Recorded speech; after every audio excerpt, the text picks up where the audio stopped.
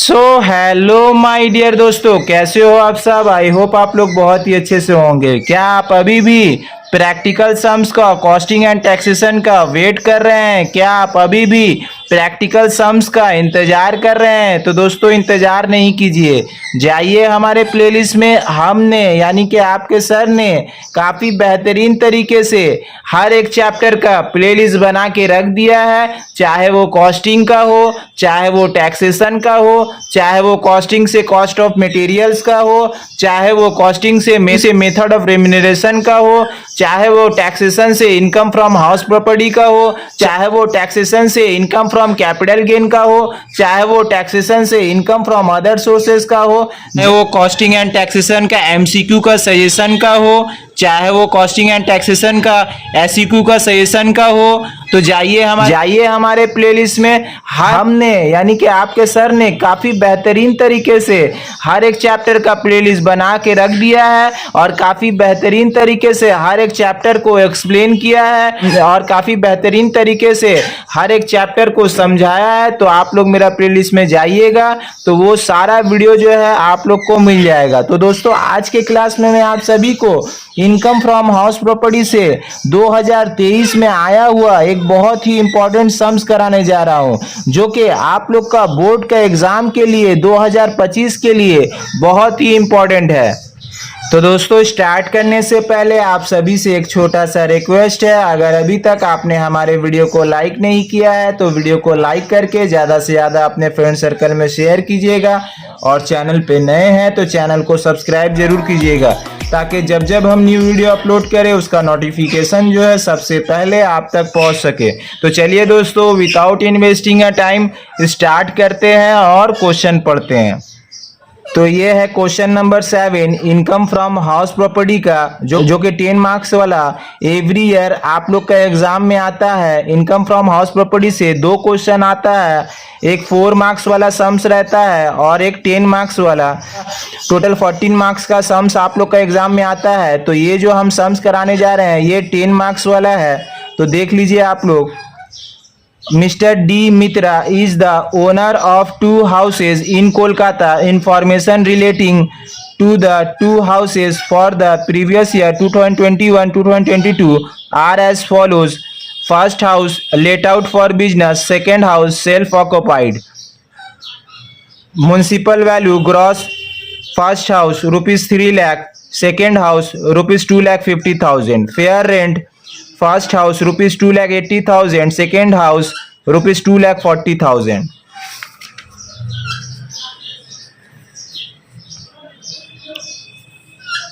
Standard rent first house rupees 2,30,000, second house rupees 2,20,000. Rent received first house rupees 2 lakh, vacancy period 2 months. Municipal tax at the rate 10%, first house, second house at the rate 10%.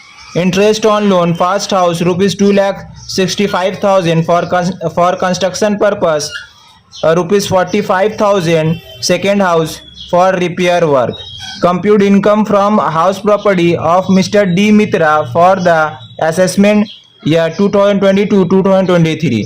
तो देखिए यहाँ पे क्या निकालने के लिए बोल रहा है, मिस्टर डी मित्रा का इनकम फ्रॉम हाउस प्रॉपर्टी निकालने के लिए बोल रहा है। और यहाँ पे देखिए असेसमेंट ईयर कब का दिया हुआ है, 2022-23। तो प्रीवियस ईयर कौन सा हो जाएगा, 2021-22। तो यहाँ पे देखिए मिस्टर डी मित्रा का 2 हाउसेस है कोलकाता में। फर्स्ट हाउस जो है बिजनेस करने के लिए लेट आउट किया जा रहा है, भाड़ा में दिया जा रहा है, और सेकंड वाला हाउस जो है वो सेल्फ ऑक्यूपाइड के लिए है, यानी कि वो खुद ही रह रहा है सेकंड हाउस में। तो देखिए म्युनिसिपल वैल्यू फर्स्ट हाउस का दिया हुआ है रुपीज़ 3 लाख और सेकंड हाउस का दिया हुआ है 2,50,000। फेयर रेंट देखिए दिया हुआ है फर्स्ट हाउस का रुपीज़ 2,80,000 और सेकेंड हाउस का दिया हुआ है 2,40,000। फिर उसके बाद तो देखिए यहाँ पे फर्स्ट हाउस का स्टैंडर्ड रेंट दिया हुआ है रुपीज़ 2,30,000 और सेकेंड हाउस का standard rent rupees 2,20,000। Rent receive दिया हुआ है फर्स्ट हाउस का रुपीज़ 2 लाख और वैकेंसी पीरियड है 2 मंथ्स। तो देखिए 12 महीना में ये जो वैकेंसी पीरियड जो 2 मंथ दिखा रहा है, तो ये यानी कि 12 महीना में 10 महीना का ये रेंट रिसीव हुआ है। तो हम लोग को 1 साल का जानना पड़ेगा। तो एक साल का एनुअल रेंट कितना होगा? तो देखिए ये 10 महीना का है रेंट रिसीव, तो 2 लाख इंटू 12 कर दीजिएगा, डिवाइडेड बाय 10 कीजिएगा, तो एक साल का एनुअल रेंट पता चल जाएगा। फिर उसके बाद देखिए म्युनिसिपल टैक्स फर्स्ट हाउस का बोल रहा है 10% और इंटरेस्ट ऑन लोन दिया हुआ है फर्स्ट हाउस का फॉर कंस्ट्रक्शन पर्पस के लिए 2,65,000 और सेकेंड हाउस क्या है 45,000, ये रिपेयर वर्क के लिए है। और देखिए यहाँ पे क्या निकालने के लिए बोला है, compute income from house property of mister D Mitra for the assessment year 2022-2023। तो मिस्टर डी मित्रा का इनकम फ्रॉम हाउस प्रॉपर्टी निकालने के लिए बोल रहा है। और यहाँ पे देखिए असेसमेंट ईयर कब का दिया हुआ है 2022-23, तो प्रीवियस ईयर कौन सा हो जाएगा 2021-22। तो देख लीजिए दोस्तों इसका भी सॉल्यूशन। तो सबसे पहले ऊपर में लिखिए computation of income from house property of mister D Mitra a resident individual for the assessment year 2022-2023 relating to the previous year 2021-2022। फिर उसके बाद पर्टिकुलर्स रुपीज। तो देखिए फर्स्ट हाउस जो है लेट आउट में दिया हुआ था, तो देखिए यहाँ पे हम ए बोल के लिखे हैं फर्स्ट हाउस और ब्रैकेट में लिखिएगा लेट आउट। तो देखिए स्टेप 1 में लिखिएगा, देखिए ग्रॉस म्युनिसिपल वैल्यू दिया हुआ है क्वेश्चन में, देखिए यहाँ पे ग्रॉस म्युनिसिपल वैल्यू दिया हुआ है ₹3 लाख और फेयर रेंट भी दिया हुआ फर्स्ट हाउस का ₹2,80,000। तो देखिए सबसे पहले फर्स्ट हाउस का कैलकुलेशन कीजिएगा, फिर उसके बाद जो है सेकेंड हाउस का कैलकुलेशन कीजिएगा। तो देखिए फर्स्ट हाउस में तो लिखिएगा स्टेप 1 में ग्रॉस म्युनिसिपल वैल्यू ₹3 लाख और फेयर रेंट लिख दीजिएगा ₹2,80,000। अब देखिए इन दोनों में से जो बड़ा रहेगा उसको ले लेंगे। तो देखिए इन दोनों में से बड़ा कौन सा है, ग्रॉस म्युनिसिपल वैल्यू को फेयर रेंट से हमेशा कंपेयर कीजिएगा, तो इन दोनों में से बड़ा कौन सा है 3 लाख, तो ये 3 लाख को ले लेंगे। अब देखिए ये 3 लाख को स्टैंडर्ड रेंट से कंपेयर किया जाता है, तो उन दोनों में से जो छोटा रहेगा वो बाहर निकल जाएगा। तो देखिए स्टैंडर्ड रेंट कितना है 2,30,000 और देखिए इन दोनों में से बड़ा कौन सा है ग्रॉस म्युनिसिपल वैल्यू 3 लाख, तो देखिए 3 लाख को स्टैंडर्ड रेंट से कंपेयर कीजिएगा, उन दोनों में से जो छोटा रहेगा वो बाहर निकल जाएगा सेकंड कॉलम में। तो देखिए 2,30,000 जो है सेकंड कॉलम में लिख दीजिएगा और यहाँ पे लिखिएगा whichever is higher that will be taken as reasonable expected rent under section 23(1)(a) subject to maximum of standard rent that ₹2,30,000। तो ये 2,30,000 जो है सेकंड कॉलम में आ जाएगा। अब उसके बाद स्टेप 2 में एनुअल रेंट निकाल लीजिएगा, तो स्टेप 2 में लिखिएगा एनुअल रेंट। तो देखिए रेंट रिसीव दिया हुआ था, रेंट रिसीव यहाँ पे देखिए रेंट रिसीव बोल के दिया हुआ था फर्स्ट हाउस का ₹2 लाख और वैकेंसी पीरियड देखिए यहाँ पे 2 महीना दिखा रहा है, तो 12 महीना का एनुअल रेंट कितना होगा, एक साल का एनुअल रेंट कितना होगा। तो देखिए स्टेप 2 में लिखे हैं annual rent 2 lakh into 12 divided by 10 कीजिएगा, 10 महीना का रेंट रिसीव हुआ था तो इंटू 12 डिवाइडेड बाई 10 कीजिएगा, तो 12 महीना का पता चल जाएगा एनुअल रेंट, तो ये आ जाएगा आपका 2,40,000।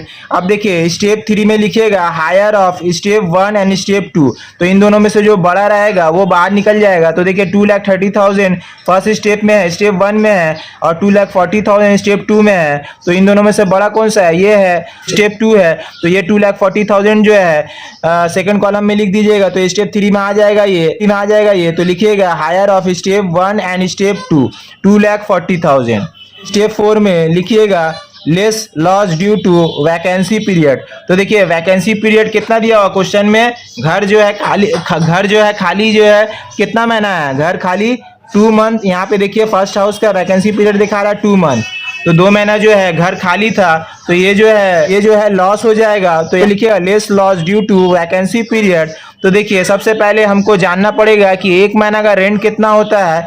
तो देखिए ये जो 2,40,000 आया है ये एनुअल रेंट, ये 12 महीना का है, तो 1 महीना का जानना पड़ेगा कि 1 महीना का रेंट कितना हो रहा है। तो 2,40,000 को 12 से डिवाइड कर दीजिएगा, तो 1 महीना का रेंट निकल जाएगा। तो 1 महीना का रेंट आपका आ जाएगा 20,000, तो 2 महीना घर खाली रहा तो इंटू 2 कर दीजिए, तो इंटू 2 कर दिए तो 2 महीना वैकेंसी पीरियड निकल जाएगा। तो 20,000 इंटू 2 कीजिएगा तो ये आ जाएगा आपका 40,000। तो देखिए 2,40,000 से 40,000 माइनस कर दीजिएगा, तो ये आ जाएगा आपका 2 लाख। तो ये निकल गया आपका ग्रॉस एनुअल वैल्यू निकल गया 2 लाख। अब ग्रॉस एनुअल वैल्यू से लेस होता है म्युनिसिपल टैक्स पेड, तो लिखिएगा लेस म्युनिसिपल टैक्स पेड। और ये म्युनिसिपल टैक्स पेड जो है कौन पेमेंट करता है? ओनर पेमेंट करता है। ठीक है, हमेशा याद रखिएगा जब ओनर पेमेंट करेगा तो ही यहाँ पे लेस होगा और टेनेंट का पेमेंट जो है यहाँ पे नहीं आएगा। तो देखिए म्युनिसिपल टैक्स पेड जो है, देखिए यहाँ पे म्युनिसिपल टैक्स के बारे में क्या बोला था? 10% बोला था। और देखिए ये घर जो है कहाँ पे है? मेट्रो सिटी में है। यहाँ पे देखिए कोलकाता में है, तो कोलकाता में है तो जब भी मेट्रो सिटी में रहेगा पहले नेट में कन्वर्ट करना पड़ेगा। ये जो है पहले नेट में कन्वर्ट करना पड़ेगा। तो जब भी घर हाउस प्रॉपर्टी जो है कोलकाता में रहेगा और ग्रॉस म्युनिसिपल वैल्यू दिया हुआ रहेगा क्वेश्चन में, तो लेस जब म्युनिसिपल टैक्स पेड करेंगे तो इंटू 9 डिवाइडेड बाई 10 कीजिएगा। ठीक है, हमेशा याद रखिएगा इंटू 9 डिवाइडेड बाई 10 कीजिएगा। कब? जब ग्रॉस म्युनिसिपल वैल्यू दिया हुआ रहेगा और घर जो है कोलकाता में रहेगा, तब मेट्रो सिटी में रहेगा तब। तो देखिए ग्रॉस म्युनिसिपल वैल्यू क्वेश्चन में दिया हुआ था 3 लाख, तो इंटू 9 डिवाइडेड बाई 10 कर दीजिएगा। फिर उसके बाद देखिए 10% बोला था म्युनिसिपल टैक्स, तो इंटू 10% कीजिएगा तो ये आ जाएगा आपका 27,000। तो 2 लाख से 27,000 माइनस कर दीजिएगा तो नेट एनुअल वैल्यू निकल जाएगा आपका 1,73,000। अब इससे लेस होता है, लिखिएगा लेस डिडक्शन अंडर सेक्शन 24। तो इसमें दो ही तरह का डिडक्शन आता है, पहला स्टैंडर्ड डिडक्शन और दूसरा इंटरेस्ट ऑन लोन। तो देखिए यहाँ पे पॉइंट नंबर 1 में हम लिखे हैं स्टैंडर्ड डिडक्शन अंडर सेक्शन 24 है, तो इसका 30% ऑफ एनएवी लिया जाता है। तो देखिए नेट एनुअल वैल्यू कितना है? 1,73,000। तो 1,73,000 का 30% जो है स्टैंडर्ड डिडक्शन माइनस हो जाएगा। तो देखिए 1,73,000 का इंटू 30% कीजिएगा तो ये आ जाएगा आपका 51,900। अब देखिए फिर उसके बाद पॉइंट नंबर 2 में लिखिएगा interest on loan under section 24B में आता है। तो देखिए फर्स्ट हाउस का इंटरेस्ट ऑन लोन जो है कंस्ट्रक्शन करने के लिए जो लेट आउट में जो दिया हुआ था, देखिए इंटरेस्ट ऑन लोन कितना है यहाँ पे देख लीजिए 2,65,000। तो ये 2,65,000 जो है ये भी माइनस हो जाएगा। तो यहाँ पे लिखिएगा 2,65,000। अब देखिए ये दोनों को जोड़कर यानी कि ऐड करके सेकंड कॉलम में लिख दीजिएगा 3,16,900। ठीक है, और देखिए ये माइनस में है, देखिए यहाँ पे लेस बोल के लिखे हैं तो ये माइनस में है, इसको माइनस कर दीजिएगा। तो देखिए 1,73,000 जो है प्लस में है और ये माइनस में है 3,16,900। ये ज़्यादा है और ये माइनस में है। तो देखिए 1,73,000 से 3,16,900 माइनस कीजिएगा तो ये माइनस ही में आएगा। तो ये आपका बैलेंस आ जाएगा 1,43,900। तो ये माइनस ही में रहेगा। तो ये क्या हो गया? ये लॉस निकल गया हाउस 1 का। तो लिखिएगा हाउस 1 में loss from let out property निकल गया 1,43,900। अब सेकेंड हाउस का भी निकाल लेंगे। तो देखिए यहाँ पे हम सेकेंड हाउस को अंडरलाइन कर दिए हैं। तो देखिए बी बोल के लिखिएगा सेकेंड हाउस, और सेकेंड हाउस जो है सेल्फ ऑक्युपाइड है तो ब्रैकेट में लिखिएगा सेल्फ ऑक्युपाइड। तो देखिए सेकेंड हाउस में जब भी ओनर जो है अपना ओन पर्पस के लिए यूज करेगा, सेल्फ ऑक्युपाइड प्रॉपर्टी रहेगा, तो उस केस में जो है नेट एनुअल वैल्यू जो है वो नील हो जाएगा। तो लिखिएगा net annual value under section 23(2)(a वो हो जाएगा नील। अब इससे लेस होता है डिडक्शन अंडर सेक्शन 24। तो लिखिएगा interest on loan under section 24B। तो देखिए एक्चुअल में इंटरेस्ट पेड कितना किया गया था? पॉइंट नंबर 1 में देखिए हम लिखे हैं एक्चुअल इंटरेस्ट पेड 45,000, जबकि इनकम टैक्स की तरफ से मैक्सिमम लिमिट दिया गया है सेल्फ ऑक्युपाइड प्रॉपर्टी के लिए। इंटरेस्ट ऑन लोन रिपेयर के लिए मैक्सिमम लिमिट जो दिया गया है डिडक्शन के लिए वो है 30,000। तो देखिए इन दोनों में से जो छोटा रहेगा 45,000 और 30,000 से में से जो छोटा रहेगा वो अलाउ हो जाएगा डिडक्शन के लिए। तो देखिए यहाँ पे हम लिखे हैं whichever is lower that will be allow as deduction. तो ये जो है 30,000 अलाउ हो जाएगा डिडक्शन के लिए। और देखिए यहाँ पे नेट एनुअल वैल्यू तो नील है और ये 30,000 जो है यहाँ पे देखिए माइनस में है यहाँ पे, क्योंकि देखिए यहाँ पे लिखे हैं लेस बोल के तो ये माइनस में है। तो ये थर्ड कॉलम में लिख दीजिएगा 30,000।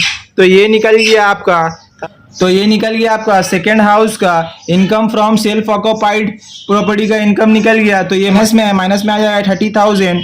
तो देखिए अब total income from house property निकाल लेंगे। तो लिखिएगा total income from house property.